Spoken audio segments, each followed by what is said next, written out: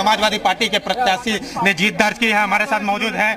किस तरह की जीत है, किसके का सहारा मांग रहे हैं आप? किसके सर जीत का सहारा मांग, प्राथमिकता क्या रहेगी? ये जीत का सहरा मल्हनी की जनता की सम्मानित जनता के ऊपर है और मल्हनी की सम्मानित जनता ने पिताजी को असली श्रद्धांजलि अब जाके दी है, इसलिए ये जीत का सहरा हमारे राष्ट्रीय अध्यक्ष जी और मल्हनी की महान जनता के ऊपर है।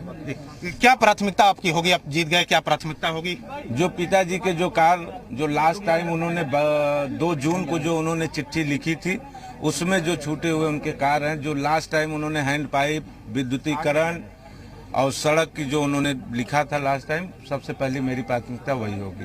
अच्छा, जीत का अंतर कुछ अधिक नहीं रहा तो क्या वजह मानते हैं कि बड़े नेता फील्ड में नहीं आए, क्या वजह रही? ऐसा कुछ नहीं है, बस जीत का अंतर मेरा इसलिए कम हो गया कि भारतीय जनता पार्टी यहाँ चुनाव नहीं लड़ पाई, इसलिए मेरा जीत का अंतर कम हुआ। क्या क्या तैयारियां की गई? अब जीत हो गई है, क्या क्या तैयारियां हैं? तैयारियां कुछ नहीं, जनता ने पिताजी को श्रद्धांजलि दी है, तैयारी कुछ नहीं है, हम लोग एकदम साधारण ढंग से अपने घर जाएंगे। तो जीत मिली है, जनता ने जीत दी है, पिताजी को श्रद्धांजलि दी है, जिसके बाद समाजवादी पार्टी के कार्यकर्ता सहित जो प्रत्याशी है वो खुश नजर और उत्साहित नजर आ रहे हैं। कैमरामैन शिवम मिश्रा के साथ नवीन। अभिषेक जी, लकी यादव को भी आपने सुना जो कि कह रहे हैं कि जीत का मार्जिन बहुत कम है, लेकिन जो काम पहले रह गए थे अधूरे उनको वो पूरा करेंगे। लेकिन क्योंकि मुख्यमंत्री योगी आदित्यनाथ ने भी ये बात कही कि जहां जहां पर भी नतीजे सामने आ रहे हैं वहां पर बढ़त बनाए हुए थे प्रत्याशी और अच्छा रिस्पॉन्स मिला उन्हें। जी,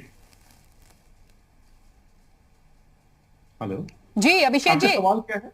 आपका सवाल क्या है? जी मैं ये कह रही हूं कि यहां पर भी जो सीट आपके खाते में गई वहां पर वोटिंग परसेंटेज जो है वो बहुत कम रहा, जीत का मार्जिन बहुत कम रहा है।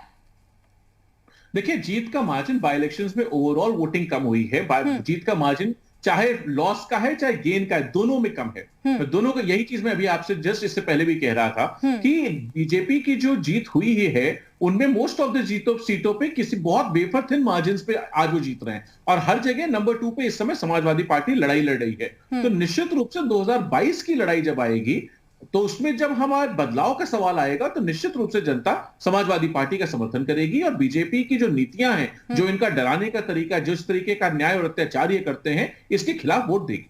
जी मनोज जी, लेकिन वो तो कह रहे हैं कि जो नीतियां हैं वो डराने वाली नीतियां हैं और 2022 के लिए वो पूरी तरीके से तैयार हैं कि मुकाबला बीजेपी का होने वाला है समाजवादी पार्टी के साथ ही। देखिए, मैंने सुबह भी कहा था, मैं अब भी कह रहा हूं कि उत्तर प्रदेश के अंदर लड़ाई नंबर 2 की है। नंबर 1 पर भारतीय जनता पार्टी, इसमें किसी को संदेह नहीं। अब नंबर 2 पे सपा रहेगी, बसपा रहेगी या कभी कभी कांग्रेस रहेगी, ये लड़ाई चल रही आज तक, अभी इस चुनाव तक। नहीं, वो तो खुद को नंबर 2 मान रहे हैं ना, वो कह रहे हैं अब नंबर 2 और नंबर 1 के बीच लड़ाई रहेगी। नहीं, नंबर 2 की ही लड़ाई है इन 3 दलों में। भारतीय जनता पार्टी नंबर है निर्विवाद, नंबर 1 है निर्विवाद तौर पर। दूसरी बात यह है कि सारा विपक्ष, चाहे सपा हो, चाहे कांग्रेस हो, चाहे बसपा हो, बसपा तो खैर इस बार लड़ी नहीं, तो इन लोगों ने जनादेश का सम्मान करना ये भूल गए, जबकि लोकतंत्र के कारण ही ये यहाँ तक आए। ये हर चुनाव को किसी न किसी तरीके से कहते हैं कि भाजपा ने भ्रम फैला दिया। क्या उत्तर प्रदेश की जनता भ्रम का शिकार हो जाती है? क्या देश की जनता भ्रम का शिकार हो जाती है?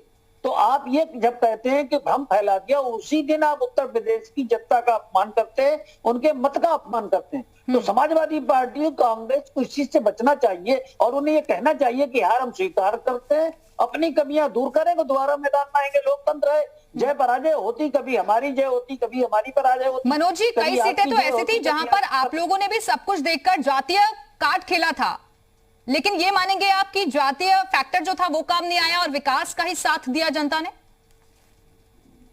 देखिए, भारतीय जनता पार्टी, एक बात मैंने फिर कही और फिर कह रहा हूं कि माननीय अमित शाह जी जब राष्ट्रीय अध्यक्ष थे तो उन्होंने हम लोगों से, जो भारतीय जनता पार्टी के कार्यकर्ता हैं, उनसे कहा था कि हमको 50 से अधिक मत पोल करना चाहिए, ताकि ये चाहे कि बच्चे का कोई भी आंकड़ा तैयार हो, हम उसको हटा सकें, हरा सकें। तो भारतीय जनता पार्टी ने पिछले चुनाव में 50% से अधिक मत पाए थे और उत्तराखंड में भी पाए थे, वहां तो 52% मत पाए थे। तो विपक्ष का जो गणित था, सपा बसपा एक हुए थे और बड़ा उल्लास था इन दोनों में, कब की बार भारतीय जनता पार्टी साफ हो जाएगी। हम लोगों ने उस आंकड़े को तोड़ दिया, धूल दूसरित कर दिया और हम विजयी घोषित हुए। तो भारतीय जनता पार्टी छाती पर भरोसा नहीं करती। भारतीय जनता पार्टी उत्तर प्रदेश की जनता और सरकार के कार्यक्रमों और नीतियों और नेतृत्व पर भरोसा करती है, संगठन के कार्यक्रम, नीतियों और नेतृत्व पर भरोसा करती है।